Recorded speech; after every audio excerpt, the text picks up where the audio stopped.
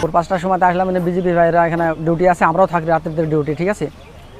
আমরা প্রত্যেক দিনই থাকি বিজেপির সঙ্গে ডিউটি, সপ্তাহে ডিউটি করি আমরা সবাই। রাত 3টার সময়তে এখানে মানুষ আসছে, ঠিক আছে, ইন্ডিয়া থেকে বাংলাদেশে কোচিং করছিল। তো বিজেপি ভাইরা আমাদের খবর পাঠাইলো যে এখানে দেখো, আমি গেছিলাম দেখতে, 6টা পুরুষ 1টা মহিলা। বাড়ি জিজ্ঞাসা করলাম বাড়ি কোথায়, বলছে কুড়িগ্রাম বর্ডারে বাড়ি। এর ভিতরে 6টা মুসলমান 1টা হিন্দু আছে।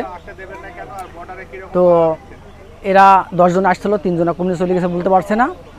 আর এখন 60 জন এখানে আছে বর্তমান।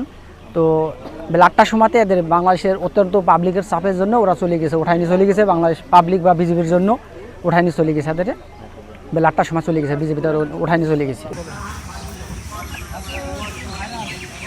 সরাই দিতে হবে সব। আমরা অলরেডি ভারতের ভিতরে অবস্থান করতেছি।